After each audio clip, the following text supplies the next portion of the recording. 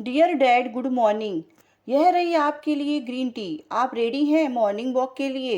Yes my dear daughter, वह दीवार पर निगाह गड़ाए हुए बोली।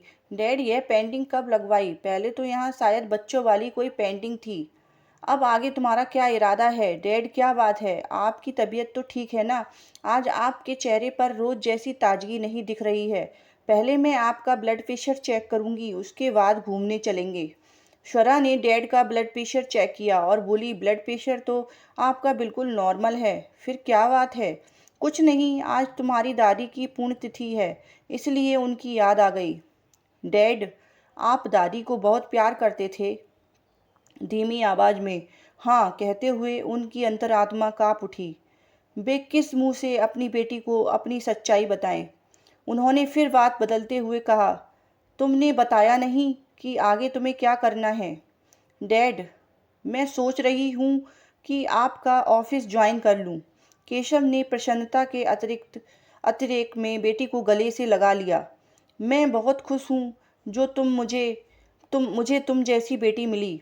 डैड, आज कुछ खास है? हाँ, सुबह 8 बजे हवन और शांति पाठ, फिर अनाथ आश्रम में बच्चों को भोजन व कपड़े बांटना, दोपहर 2 बजे वृद्धाश्रम के नए भवन का उद्घाटन, और वहाँ पर तुम्हारी दादी की मूर्ति का अनावरण है। आई हॉस्पिटल में कंपनी की ओर से निशुल्क मोतियाबिंद का ऑपरेशन शिविर लगवाया गया है। आज 6 बजे ऑफिस में दादी की स्मृति में जो बुकलेट बनाई गई है उसका वितरण और सभी कर्मचारियों के लिए बोनस की घोषणा। तुम साथ रहोगी ना? यश पापा, क्यों नहीं, मैं दिन भर आपके साथ रहूंगी। थैंक्स बेटा। केशव जिस में हाथ लगाते हैं सोना बरसने लगता है। देश भर में उनका व्यापार फैला हुआ है। 20-22 वर्ष के व्यावसायिक दौर में वे देश की जानी मानी हस्ती बन गए हैं। उन्होंने अपना बिजनेस अपनी माँ भगवती देवी के नाम से भगवती स्टील, भगवती फेविक्रिक्स, भगवती रियल एस्टेट आदि क्षेत्रों में फैलाया हुआ है। शिक्षा के क्षेत्र में भी उन्होंने अपना हाथ आजमाया है।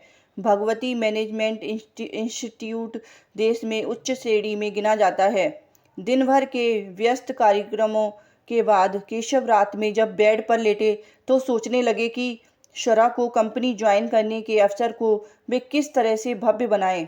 फ्रांस के साथ ब्यूटी प्रोडक्ट्स की एक डील फाइनल स्टेज पर थी। उन्होंने मन ही मन स्वरा फैशन एवं ब्यूटी प्रोडक्ट्स लॉन्च करने का निश्चय किया। अब उनका मन हल्का हो गया था। उन्होंने नींद की गोली खाई और सो गए। अगली सुबह ऑफिस पहुंचते ही उन्होंने अपनी सेक्रेटरी जया को बुलाया। मेरे आज के अपॉइंटमेंट बताओ। सर, मुझे 10 बजे ऑफिस के नए प्रोजेक्ट का डिमोस्ट्रेशन देखना और उस पर बातचीत करनी है। 2 बजे फ्रेंच डेलीगेशन के साथ नई कंपनी को लेकर अपनी मीटिंग है। डील फाइनल स्टेज पर है। शाम 7 बजे सरकारी अफसरों के साथ मीटिंग है। वे दिन भर काम में लगे रहे। शाम को 6 बजे वे थका हुआ महसूस करने लगे। उन्होंने डॉक्टर को बुलाया। डॉक्टर ने हाई ब्लड प्रेशर होने की वजह से उन्हें घर पर आराम करने की सलाह दी। वे मीटिंग कैंसिल करके उदास व मायूस चेहरे के साथ घर पहुंचे। आज वे समय से पहले घर पहुंच गए थे। आलीशान महल जैसी कोठी में नौकरों की भीड़ तो थी, परंतु उनका अपना कहने वाला कोई नहीं था। बेटा अंबर अब 22 वर्ष का हो चुका था। दाढ़ी मूछें आ गई हैं, परंतु उसे छोटे बच्चों सी हरकत करते देख केशव मन ही मन रो पड़ते हैं। वह कॉपी पेंसिल लेकर पापा पापा लिखता रहता है। वह सहमा सिकुड़ा बड़े से आलीशान कमरे में एक कोने में बैठा हुआ या तो टीवी देखता रहता है या कॉपी से पेन से कुछ कुछ लिखता रहता है। जब कभी उसके खाने के समय पर आ जाते हैं तो डाइनिंग टेबल पर उनको देखकर मुस्कुराकर वह खुशी जाहिर करता है।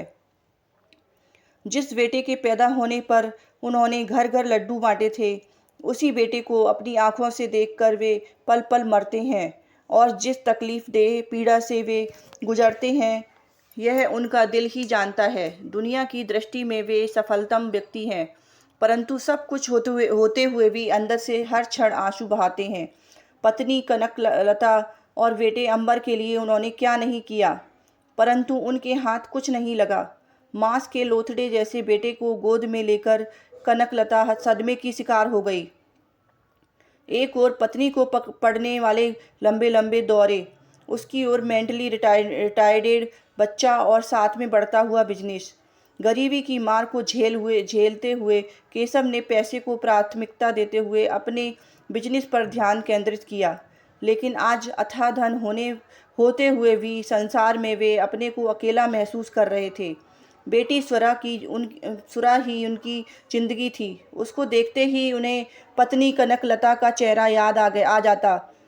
वह हूबहू अपनी माँ पर गई थी। आगे का भाग सुनने के लिए मेरे चैनल को सब्सक्राइब करिए प्लीज़। Thank you.